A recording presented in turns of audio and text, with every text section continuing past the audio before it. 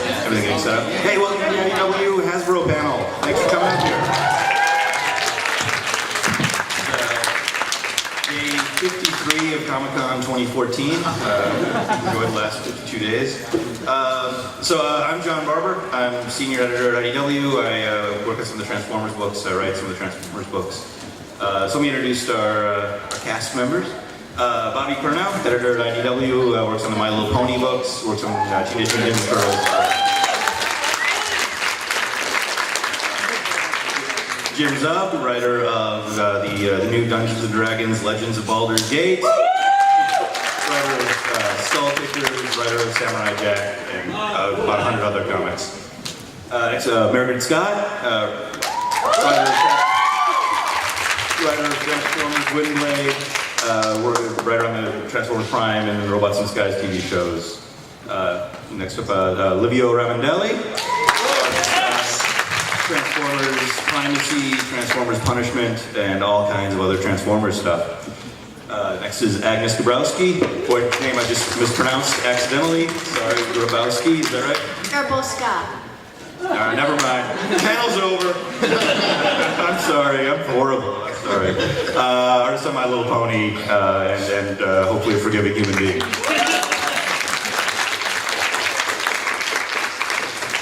Next is Tom Scioli, writer and artist on Transformers vs. G.I. Joe. Just came out this weekend. What's up, everybody? Artist on Guzman, writer of the artist on American Barbarian. And finally, Michael Kelly, the director of global publishing at Hasbro, and our great friend.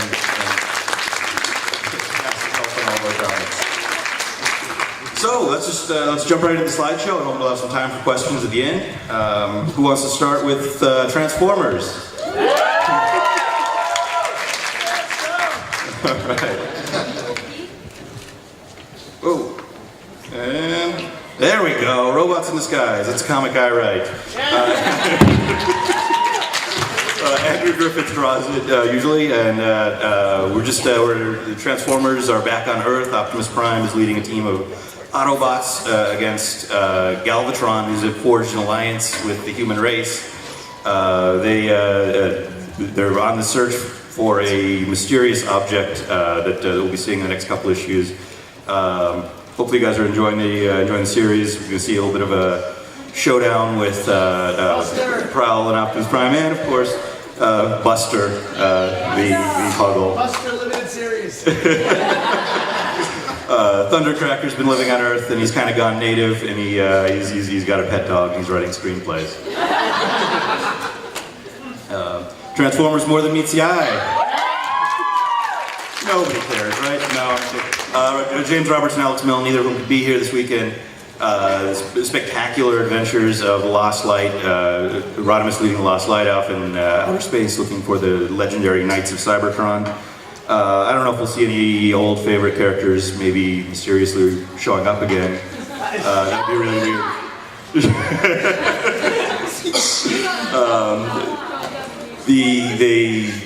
What's going on in that series? I mean, if you guys are following it, you know it's like incredible like personal drama and like incredible science fiction stories. I think if anybody that isn't reading it, well, I mean, you're all at the Hasbro panel, you know it's good, but it's one of the best comics out there, one of the best science fiction comics maybe ever, let alone Transformers comics, which is a good one. It's an epic. Yeah. Windblade. Mairghread, you want to jump in and say anything about Windblade, or you want me to? You write it. Okay, Windblade. The end. No, Windblade issue 4 just came out Wednesday. I don't know if anybody's had a chance to read it. I don't want to spoil the ending because there's, I think, some kind of shocking events in there. But the response to Windblade has just been incredible. Windblade was a fan-created character at BotCon. I think it was announced at BotCon last year, 2013, and people voted on what characteristics this new Transformers character would have. We came together with Windblade, and she came in the Dark Cybertron series that James and I were co-writing. Mairghread came in with Sarah Stone on the incredible art in the series, and I don't know, everybody's just, I mean, it's an incredible series, but just the the embrace of fandom of this character has been fantastic to see, and I'm really happy everybody loves it as much as we do. Anything to add? Oh yeah, no, that all sounds really accurate. Windblade will return. The character, of course, is going to keep appearing. She'll be in the next issue of RID, but Windblade by Mairghread and Sarah will be returning in the very near future. Transformers Primacy. This is the third and final act of the Cybertronian War trilogy, written by Chris Metzen of World of Warcraft fame and Diablo fame. Co-written with Flint Dilley, who you might know from the original Transformers series, and about a million other crazy things that he's done in his life. And art drawn by Livio here, who's also, a key part of the storytelling of this book. I think that's actually a fascinating thing about the book, Livio, is sort of the way you guys put it together. Do you want to talk about it? Yeah, I think, we've been really lucky. Like, we've done 3 series now. We started with Autocracy and Monstrosity, and initially with Autocracy, Chris and Flint really had that story. But with the last 2 series, we really kind of like planned it out together, and I was able to add things like into the story that I always wanted to see, which as an artist is great. You get to really play your strengths and put on paper the things that you always hope to be able to do. So it's very rewarding to feel like you're really part of like the whole process, not just kind of like drawing the script, And I think Primacy's been really fun to do, and I think it's a good ending to our series. It works really well with a contrast to what's going on in More Than Meets the Eye, where you see like how far Optimus and Megatron have come as characters, because this is a prequel, and you'll see a time when they were not friends, and this is one of the worst kind of wars they ever had together. So. Yeah, if you actually, I should mention that with More Than Meets the Eye. If you guys haven't been following that series, I think the big, shocking thing that's happened in the last 4 or 5 months is that Megatron has joined the Autobots and is in command of the Lost Light. What? And that causes no end of repercussions, to the other Autobots, but especially to the people on Earth who look at Megatron as one of the worst monsters Earth has ever seen. But yeah, going back into Primacy here, we see the early days of. This is when the war really heats up, and you really see what happens. This is one of the biggest battles ever shown in IDW. Transformers Punishment is a digital comic that Livio and I did. It's out on the Madefire app. It's, I believe up to right now it is still available for free on the Windows iOS or the Windows mobile operating system version of Madefire. It'll be out on other operating systems very shortly. It might have actually gone live, or be going live this week or so on some things. The plans keep changing, so pretend like I knew what I was talking about on this one. Drift, Empire of Stone. You guys like Drift? Drift was a character who originally appeared in the IDW comics. He appeared in All Hail Megatron by Shane McCarthy and Guido Guidi. Those 2 guys are back to do a new Drift story that's very, very closely related to what's going on More Than Meets the Eye.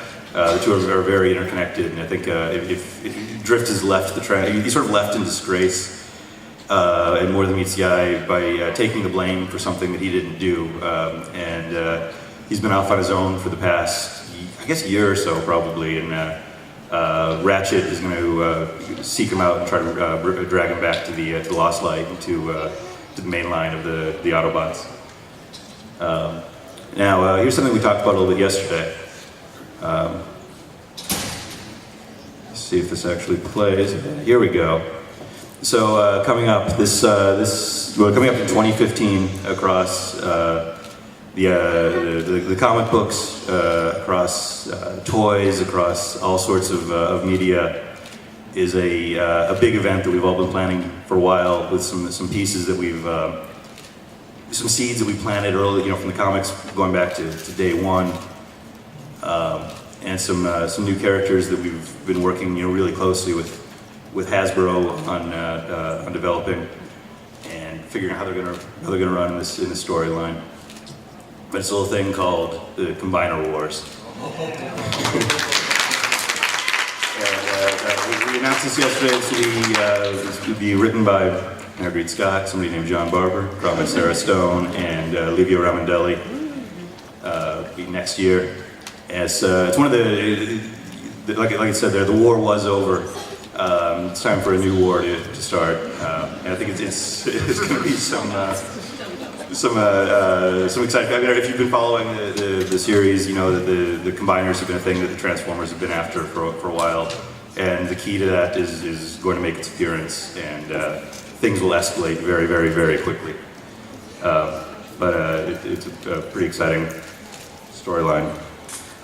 So, hey, I don't know if you guys have seen this. This is the only hard sell I'm going to do here.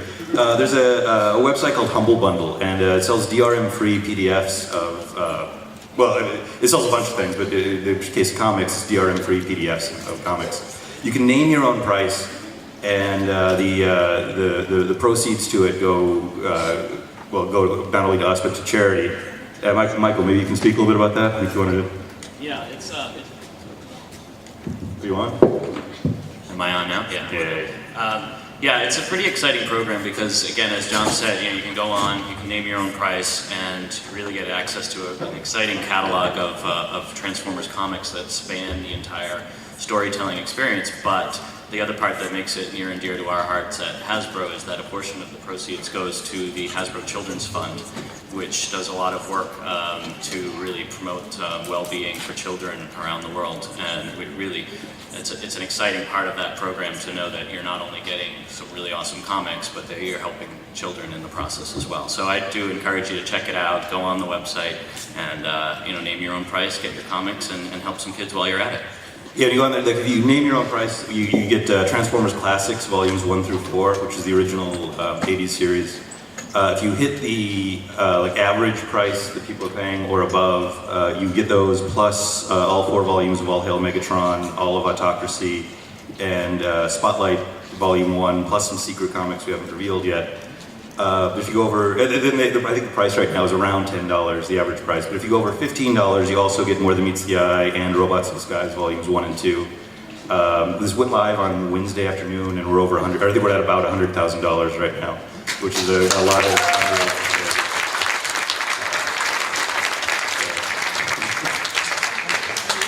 All right, here's. I don't know if you guys have heard, but just clean this up. We're doing Angry Birds Transformers comics. It's going to be written by myself, drawn mostly by Marcelo Fiera, but also by Mr. Livio Ramondelli.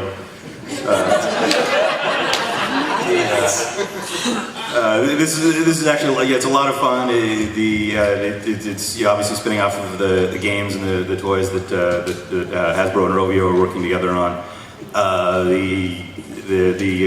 After an adventure with the Transformers, the Allspark falls to Piggy Island, and that's when things get crazy, and the Angry Birds characters start developing Cybertronian abilities to change mode, but also the personalities of the Cybertronian characters get grafted onto them. So all of a sudden, if you had a pig that was just a minion to the king doing whatever he said, it starts thinking like Starscream, and it's a lot of fun. I think it's one of the funniest comics we've worked on. I don't know. I'm having a good time with it. Livio's drawing the straight Transformers section of it, so there's kind of a hardcore shift from the space battle to Piggy Island. All right, here's another little comic that we're doing. It's a crossover. Any of you guys checked out Transformers vs. G.I. Joe yet? Went on sale Wednesday, sold out at the distributor level weeks before it was even out. We're out of the second printing. There's nothing faster than selling out before something comes out. There's immediately isn't a good enough word for it. But Tom, this is here you are. Go for it. This is a series that basically changed my life. John called me up one day and said, "Tom, you probably don't want to do this. I don't know if this is something that would interest you, but would you like to do Transformers, like a Transformers and G.I. Joe in sort of like a classic old school comics style?" And I said, yes, heck yes. I said something different than heck, but I'm told that I have to watch my tongue. And John's like, don't get, he knows how I am. He said, don't get too excited. We haven't figured it out yet. It's not set in stone. It may or may not happen. But I'm like, oh yeah, John, I get it. And then as soon as we got off the phone, I immediately began work on I think it ended up being 100-some page outline of basically the first 4 years. Like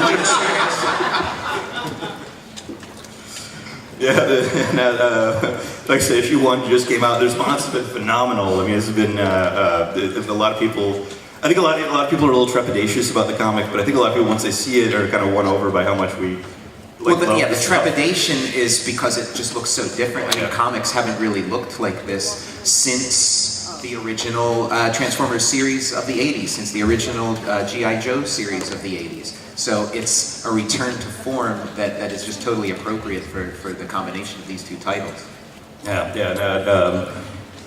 a 0 issue on Free Comic Book Day. It was really good. It was John, I want to thank you because me and John wrote it together, and together, apparently me with John is better than me by myself because that was the best comic I've ever made in my life. I was so happy with how it turned out, and like you don't know until it's finished if it's any good. And I couldn't believe that came out of me and you. So but issue 2 is better. I think we made the slideshow before the show started. I believe we were actually sold out of this comic exclusive Rob Liefeld cover. I believe it's possible we might have some more that are sort of lost somewhere. We might have them by Sunday, but I don't know if that's actually true. They might be out. We do have the there's an exclusive diamond version of the cover that some retailers here still have for sale. You know, that cover is the reason I'm here before you right now. I was working on that cover, drawing the San Diego Convention Hall, and I was getting so resentful because I was thinking, I'm sitting here drawing the gosh darn San Diego Convention Center, and I'm not going to be in San Diego. And I got very, very resentful, and I got so resentful, I called John up and just sort of let him have it. And here I am, so you can thank that drawing. We've got an exclusive con edition of the second printing, which is actually, I think, one of the rarest versions of it. We've got that out at the stable right now. I was going to say that sound effect, but I don't have to. G.I. Joe! G.I. Joe's coming back in thank you, in September, written by Karen Travis. You might know from Yay! She's written the Star Wars, one of the best Star Wars novelists, written Halo novels, Halo graphic novels, some Batman comics, and then drawn by Steve Kurth, who was drawing the previous series, but this new series is drawn in a completely different style. It's almost like a European graphic album. But I don't know, Michael, do you want to jump in and say anything about the new Joe series? Yeah, it was about, I don't know, 8 months ago or so that John and I started talking about G.I. Joe and where we were, and we've had a really nice ride since about 2008 when we rebooted the series with IDW, and we did all sorts of exciting things between the Cobra series with Chuckles and a lot of the other the ongoing series that we've done. And I really started coming back to that whole idea of what was it that made the Cobra series so successful with that POV character of Chuckles, and how can we bring some of that back into the story, because G.I. Joe is always going to be a team story, and it's the dynamic between the characters is really what drives it. But I think when you have that really strong POV character, you just have something that delivers a different kind of story. So we talked a lot about it, and then came up with Karen Travis as a great choice, and we were really excited when she got on board. So I'm not sure how much I can actually say about. Yeah, I don't know. Scarlett's leading the Joe team. Yeah. We've kind of jumped ahead a little bit, and it's a really kind of hardcore, realistic look at G.I. Joe, right? I mean, it's like when they bust down a door to get to go into a building, they do it the way Special Forces really does. We actually were just having that conversation where Steve had drawn two of the characters out of order, and that's not the way you'd infiltrate a building. Yeah. So we're fixing that. But I think it's going to be a lot of fun. It's really interesting take. I've always felt that Scarlett was this really great character who was kind of always sort of, she's obviously one of the main cast, but sort of had a secondary role in a lot of cases and never really got her time to shine. And we were thinking, like, who would really shake it up? And if you're going to have a new leader of the group, who would it be? And really thinking about her file card and who she is and her background. And you get this incredibly intelligent, strong woman who has had to deal with this, intense situations. And you know what? She would be an awesome leader. And so let's get her. out of out of the espionage and business and get her right in the front and have to deal not only with the field but also with the whole politics that goes into being the commanding general of G.I. Joe. So I think it's going to be pretty exciting. Yeah, yeah. And what happened to Duke? Wait to see. G.I. Joe Real American Heroes continuing. That's the Larry Hama written series, the direct continuation of the original Marvel series. Actually, this particular issue that we have this cover for is maybe one of the best issues of the series I've read. So if you've ever read G.I. Joe, you know Larry would do these sort of classic stories that get into some like real particular military aspect of, you can tell what rifles are being shot by the sounds or something. This is a great story that Joe is pinned down trying to get out, and it has a piece of the storyline that goes all the way back to G.I. Joe #1. I'm just really excited about it. And then later, Giant Samurais. But that's what makes a Real American Hero, and this makes it as much fun as it is. Hey, Dungeons & Dragons is back with Legends of Baldur's Gate. It's been a while, it's kind of been in hiatus. It was one of the best, if not the best, Dungeons & Dragons series we've ever done. I love John Rogers' series, I love the Fells 5. This, again, the thing I always tell anybody when we have a new D&D series, if you're a fan of Fells 5, this is not causing you to not have Fells 5. They'll be back someday. John still loves the characters, we're still doing it, he's a busy man, and schedules just get in the way. But Jim's is on there, so I don't know, maybe you can say a couple words? Yeah, absolutely. I don't know if you guys are aware, there's a new Dungeons & Dragons edition launching this year, 5th edition, and it's the 40th anniversary of Dungeons & Dragons, which means I'm old, and this is going to be awesome. Dungeons & Dragons, Legends of Baldur's Gate is focused on the current city of Baldur's Gate 100 years after the original video game series, if you've ever played it. And probably the strangest, most wonderful cult character from that video game is this gentleman called Minsk and his little hamster Boo. So he's this slightly brain-addled warrior, and we found a way to bring him from 100 years in the past into the present, and he joins up with a new crew of adventurers. And so it's meant to be something where if you've played the games and you know the characters, you will enjoy it. But equally, it's a new, fresh adventure built off of from the ground up from the 5th edition. And it's just a great sword and sorcery adventure story. It's fun, it's bombastic, it's a little bit ridiculous, just like playing D&D around the table with your friends. And we are having an absolute blast putting it together. Max Dunbar, the artist, he's brand new. I think he's done a couple other comics. Yeah, I think he did Mocking Dad and some Red Sonja. But he's a real talent, and I think people are going to be knocked out when they see what he's capable of. Yeah, he's got something to prove on this book, and he's doing it. Yeah, I mean, drawing a medieval city in every shot is an intense workout for any artist, and I'm not making it easy on him. And he is absolutely killing it on every single page. So I hope you give it a shot. If you've played Dungeons & Dragons, you'll enjoy it. If you've never played Dungeons & Dragons, we've still made just a great, fun fantasy adventure story that's well worth picking up and giving it a shot. Like I said, I actually wasn't familiar with Minsk as a character, and now two issues in, he's one of my favorite characters in all of comics. He's absolutely delightful. I think if you like the character already, you're just going to love seeing him back the way Jim and Max are handling him.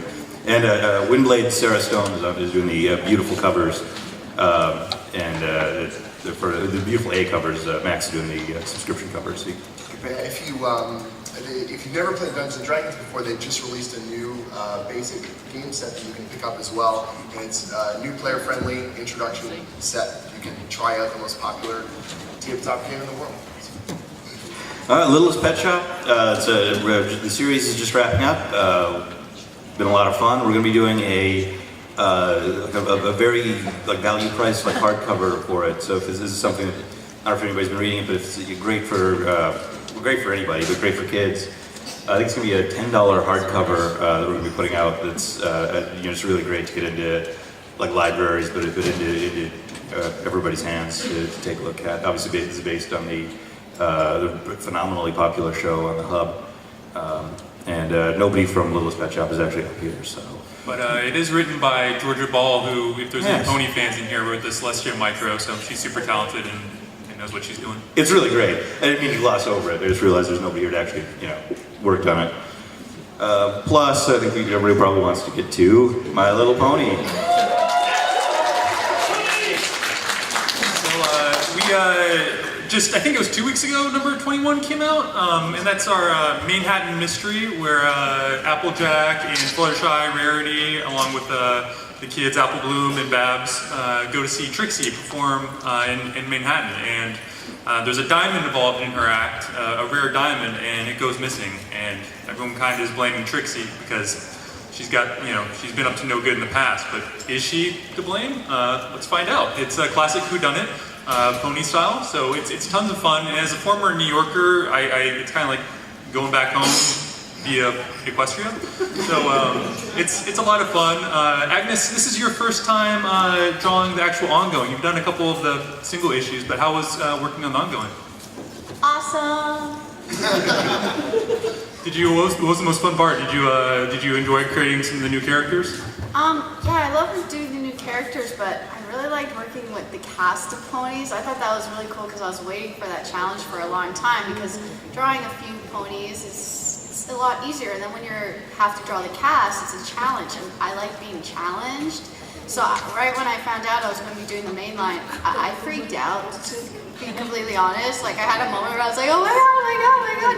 So I was so excited, and the book was such a blast to work on. Ted's such a great writer, and I worked on him on Celestia and Spike, Friends Forever, and I really liked working with him. So when I found out I was working with him again, I went, oh my god, oh my god, oh my god. So then I calmed down enough to email Bobby saying, I am very excited to do this. That's what's going on in the ongoing right now. Then after that storyline, we've got My Little Pony 23, which is a standalone story focusing on the pets. All of the ponies in Ponyville are acting very strangely.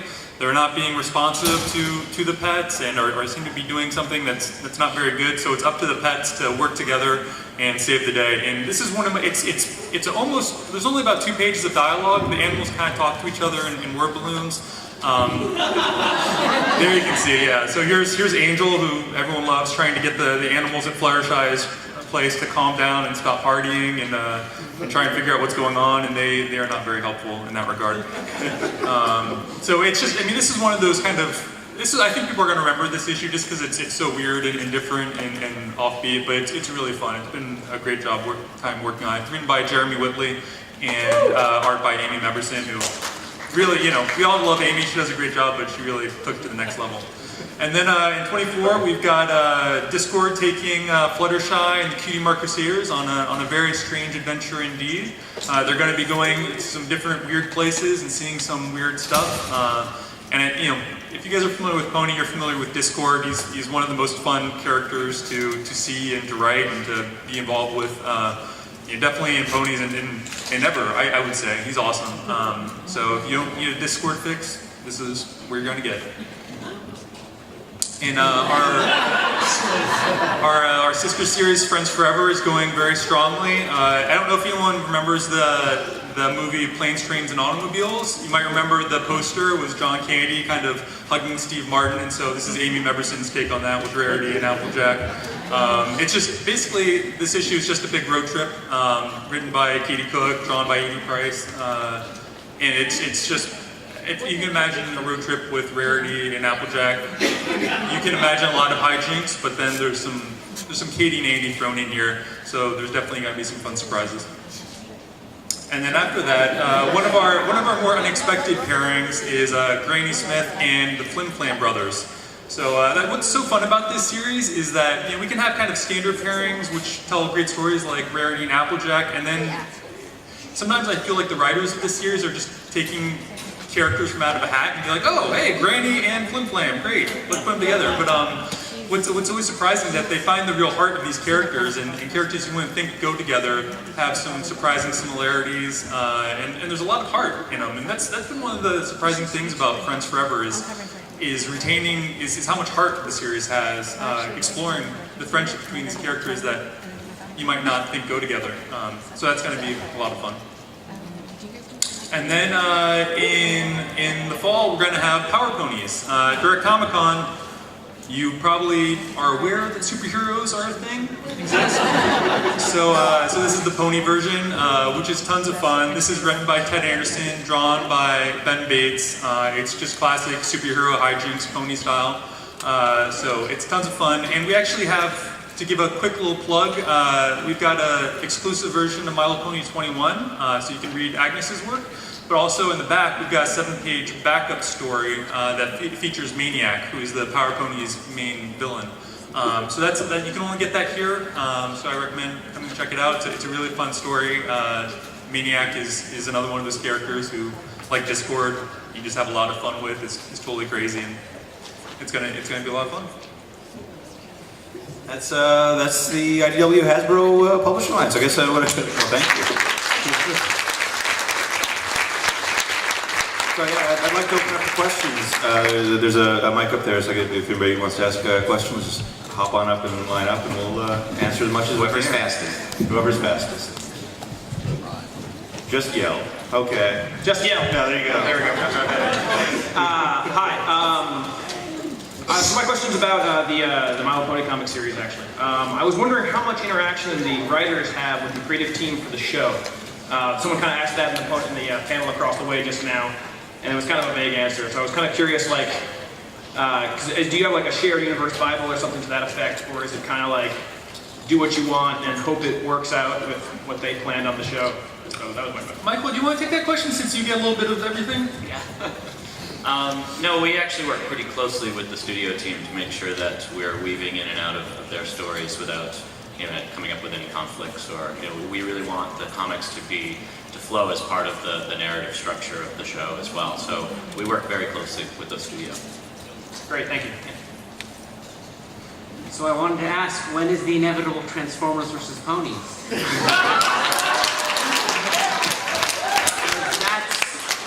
I want to see. I've been traveling the country promoting Transformers versus G.I. Joe 1. Every place I go, that's what I get. I did an appearance at a store in Philadelphia, where I was born. My sister came to it. After it was over, she's like, Tom, when are you going to do something with My Little Pony? I grew up with the original stuff. I had all the original ponies. You should do the way you did the old school sort of G.I. Joe and Transformers. You should do that with ponies. And I said, I'm not the person to do that. They need somebody who grew up with this stuff and like really has the understanding of it the way I have the understanding of Transformers and G.I. Joe. But I'm sure there's probably somebody on this stage who would be that person. There's probably somebody maybe in this audience or at the very least in this convention hall. But yeah, people really want exactly the thing you're describing. But I imagine something broader, something larger, that would be sort of the ultimate Hasbro crossover. Transformers versus G.I. Joe versus Ponies versus what else? Versus Rom Space Knight versus Mask versus what else? Does Hasbro own Barrel of Monkeys? Take that away from you now.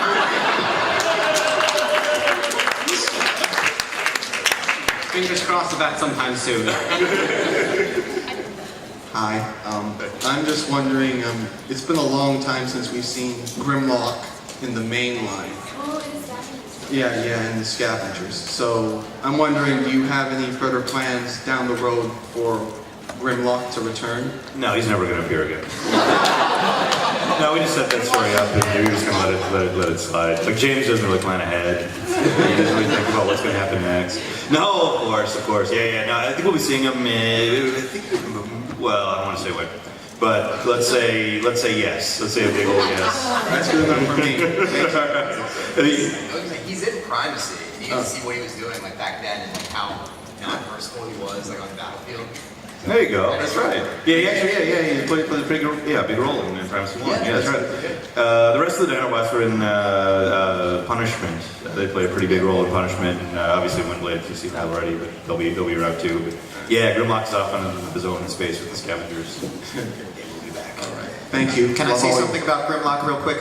We were going to put Grimlock in issue 2 of Transformers vs. G.I. Joe, but then I saw there was a movie coming out that also featured Grimlock, and I thought, well, which movie? Yeah, it's called Transformers 4, and it has robotic dinosaurs, and I thought, well goodness, what are we going to do? But then I decided to get an even bigger, badder, scarier robot dinosaur for our book. So I don't know if I can say this, John, but Trypticon is going to be featured very heavily in issue 2 of Transformers vs. G.I. Joe. Sure. Thank you guys. I love all your work. You're one of my favorite comics. Well, I'm very short.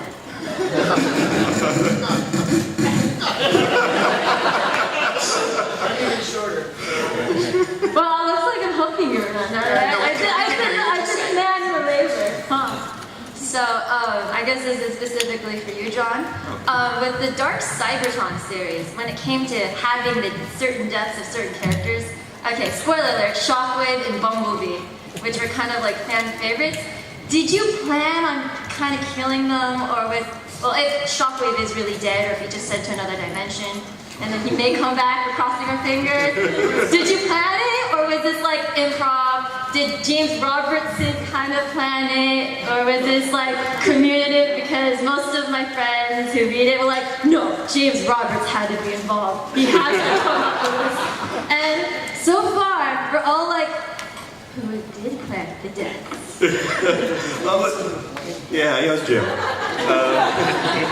No, you know, when we were planning Dark Cybertron, it was James Roberts, myself, and Phil Jimenez all went out to Hasbro headquarters. We met up with Michael, we met up with the Transformers brand team and everybody there. I think I always think, most especially, besides Michael, give a shout out to Mark Webber, who was like phenomenal in that. And everybody was kind of sitting around and throwing out ideas. And I remember, actually, while we were doing that, I'd been to a lot of the like retreats and like creative retreats and things in the past at Marvel and wherever, and I knew how these things worked, where these like terrible ideas would get out. Like it kind of works like your brain works, where you have to get a good idea, you have to come up with this bad idea first. But the thing is, when it's in a room with people, like that idea comes out and you talk about it for like 15 minutes. It's never going to happen because it's a terrible idea. But you need that 15 minutes for everybody to go, oh, wait a minute, no, that's not going to work. That doesn't make any sense. So you'd have all these bits kind of going out. And I remember James and I, we stepped outside for a second, and James never, he's a phenomenal writer, and he's used to writing just by himself, or talking to me, or talking to his editor. And he was like, the idea we're on now is terrible. We can't do this. I'm like, no, I know, it's going to be fine. It's going to be fine. It's going to go away. So that was sort of the environment where just like everything was just getting thrown out and seeing what sticks. And I don't even think we would. I put the blame on Mark, right? Yeah, I think Mark actually suggested. He was like, "Hey, what about Bumblebee? Like, you guys, would that be okay? Is that something we could do?" What about Shockwave though? Who came up with the idea of trying to kill off Shockwave? Is he really dead? Temporary hiatus, like a lot of people think with Rewind, because in the end of One in the More Than Meets the Eye, you see like Rewind's camera's still on. So many of us are like, he has to be alive. You can't just kill him off. Poor Crow Dome is waiting. Bring him back. Well, I can tell you this: we will see what's left of the Crystal City and what happened to the Crystal City in number 33, RID 33. So I don't know if that'll exactly answer the question what happened to Shockwave, but it'll show you what exists where the Crystal City had been, and what people have been investigating since the end of Dark Cybertron. So I'm not going to spoil the stories. Well, you said you may bring back some old like first generation characters, and so I Not the ones who just killed. Well, you never distinctly said. You just say, oh, here's Megatron, Optimus Prime, fire your hand, and that Shockwave. There's a portal that comes in and sucks him in, where he either is totally dead or he could be possibly alive. So far, the biggest debate. Hey, keep it raging. Keep the debate raging. You guys currently have this incredible blend. One of the things I really love about the comics right now is you have this incredible blend of characters that both originated in G1 and in Beast Wars with Waspinator and Rhinox and so forth, and even dabblings of animated with Lugnut and the Viacons on the Titan Hunters. I'm wondering, because obviously there's a significant turnaround time in both comic book production and toy production, is it kind of Hasbro taking the lead and saying, these are the toys we're doing, we need stories to work around these characters, or are you guys saying, these are the characters we're doing, and then Hasbro following up with what your toys are doing? We never really get a mandate, like, here's a character you have to use. Mike, you want to answer that? I can say no. Heck no, because nobody said that to me. Yeah. This was a story that I was able to originate and execute to my perfect vision. So I think the business model that you're describing would be closer to what was going on in the 80s when Hasbro approached Marvel and said, we have these toys that we would like to promote, and then did their thing. But these are stories that are originated by the creative teams, from their hearts and from their souls. And that's like a sort of very, very old notion that's tied to sort of an old way of doing business. But you could speak better on this thing. That was actually quite well said. Actually, my perspective when it comes to publishing on these characters is that these are living characters, and they have their own stories to tell.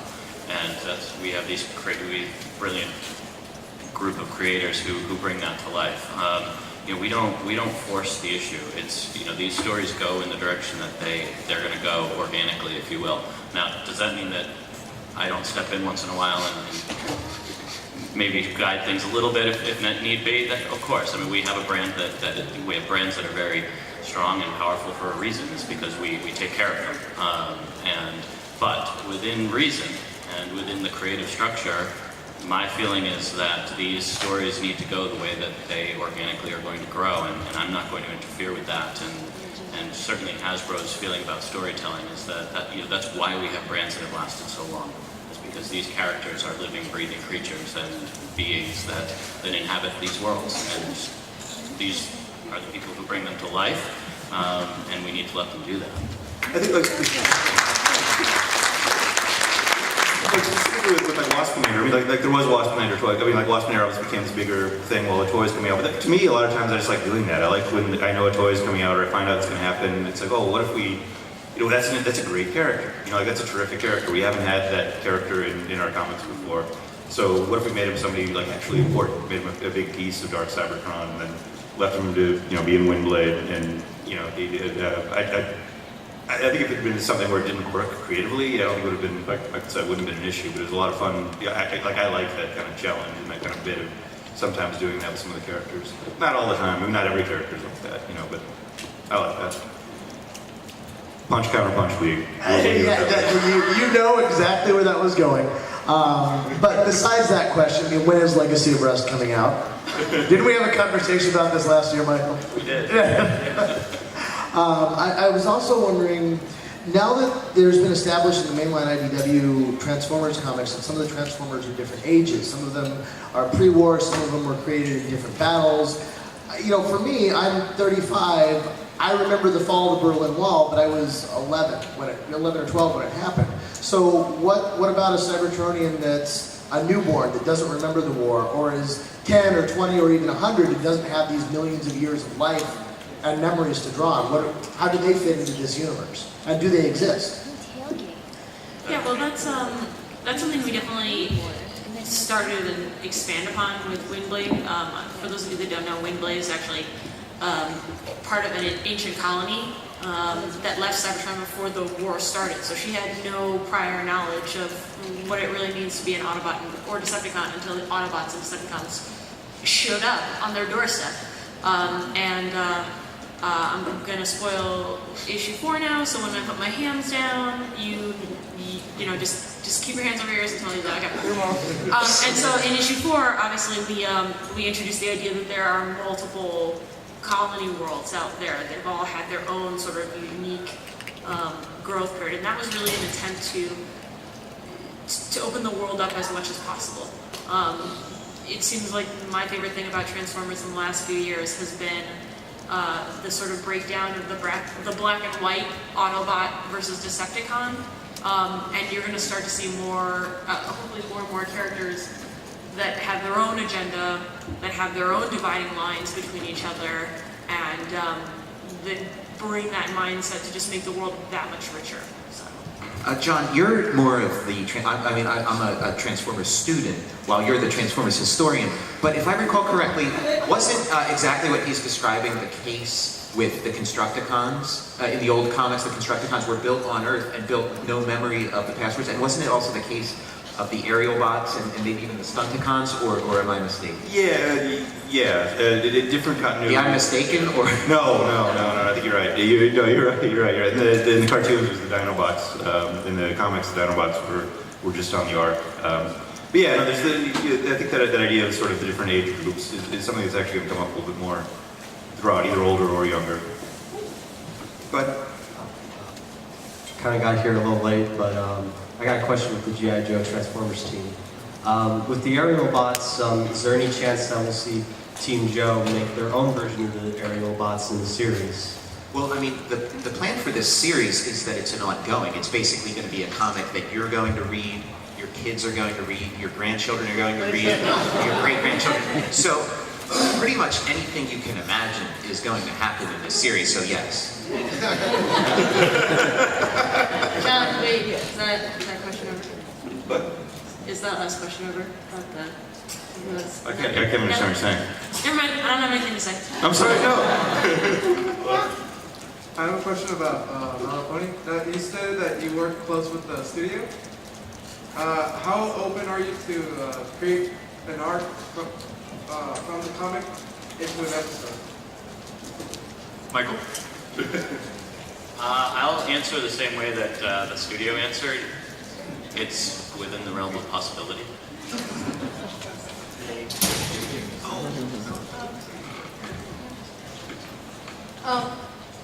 I'm wondering, why are you making Angry Birds Transformers? Because why not? I mean, there are just certain economic realities where when there's something as Angry Birds and as massive as Transformers, it's inevitable that the two will combine into something that will transcend all. For me personally, like why I got involved, honestly, was that I just written Primacy with Livio and I just, I'm sorry, not Punishment. Livio and I just have Punishment, which is a story about like somebody going out and like killing Decepticons on Cybertron and all the dark things that happened during the war. And it's the worst of the things that both sides did during the war. And the idea of doing a fun comic for all ages was really appealing to me. And having something that my daughter, who's there in the front row there, crawling around in the seats, could actually read that wasn't about the murky politics of 4 million years of war. It was exciting.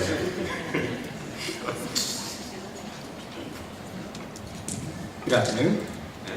I'm a big fan of the original stories of the Transformers, where you know, bringing back towards Ariel, Alita 1, Alpha Triumph, and you guys are close to the studio, the animation studio.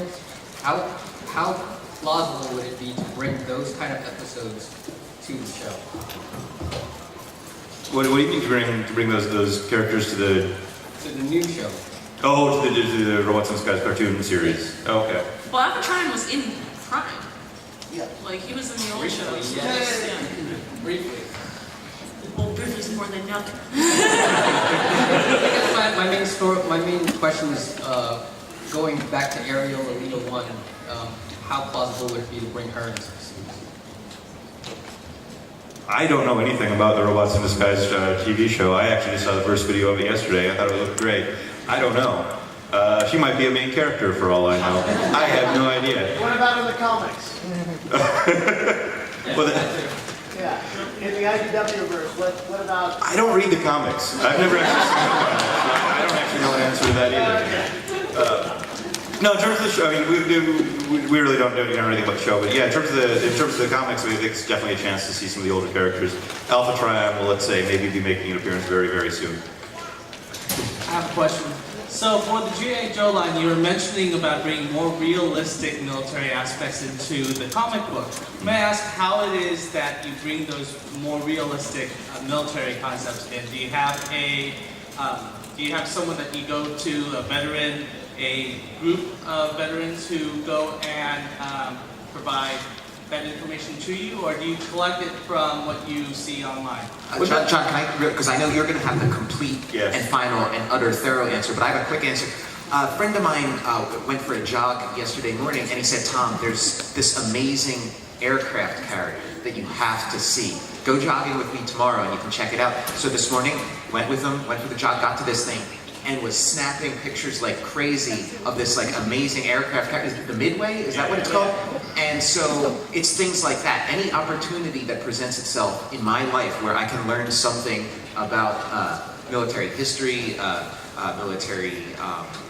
like the people that served, and there was even like a veterans memorial nearby too that I checked out too. So I can speak for myself, and I imagine it's the same for everybody else, that when you're a creative person, whether you're a writer or an artist, your entire life, every moment of your experience is spent observing and collecting these observations to put them into your work. So that's my answer, but John is going to give you the complete and final answer. Karen Travis, like, she's known for her sort of authenticity, even though she writes a lot of like science fiction, military stuff. She's a former journalist. She like lives and breathes the world of special forces, men and women. And her books are very popular with veterans. I actually kind of got turned on to the idea of her by Tom Waltz, who writes Teenage Mutant Ninja Turtles, an editor at IDW, who was a veteran in the Operation Desert Storm, like the first Iraq War. And like he could, you know, like she knows the details, like she knows the specifics of what kind of, you know, like not only the specifics of the mechanics of it, like what kind of gun they'd be using or what kind of you know, shoe they'd be wearing. I mean, she just sends gigs and gigs of reference for all the stuff. But also the realism of what the mode of thinking is, how it affects people to have to make the decisions they have to make and live with what they have to live with. I suspect this is our last question, right? Yeah, okay. Yeah, this is Coy. He promised me, he told me that I'm the coolest person at this show, and I wouldn't want to say, oh, that's his opinion, not mine. But he said he had to be here for this show. I had to be here. I had no idea what y'all were talking about. Now I wish I knew more of what y'all talking about, but you'll learn. I do have a question for Tom. Okay. He talked about bringing in the Transformers and mixing the G.I. Joe. Is this a conspiracy where G.I. Joe would take over the Transformers? Or is the Transformers going to just knock out G.I. Joe? You'll have to read the final issue of Transformers G.I. Joe, which I imagine, what was 3028 maybe? Yeah. Is that when it's coming out? I'm just trying to understand why you want to, why you're putting those two together. Well, because you have this universe that is basically giant alien transforming robots from outer space, whose histories stretch to the deepest, furthest past, into the furthest unimagined futures. And then you have this thing called Planet Earth, where the G.I. Joes live, where they fought to defend and going back centuries, and will continue to do so. To me, when you take those two very complete, very diverse, very interesting universes and put them together, you've created the ultimate comic book universe. Okay. Something that will stand the test of time and come to be the definitive comic universe. Bigger than DC, certainly. And eventually bigger than Marvel. All right, thank you. You're welcome. I've got a quick question for Jim Zub. Oh. Are you chaotic neutral? Thank you very much. I really appreciate you guys coming out.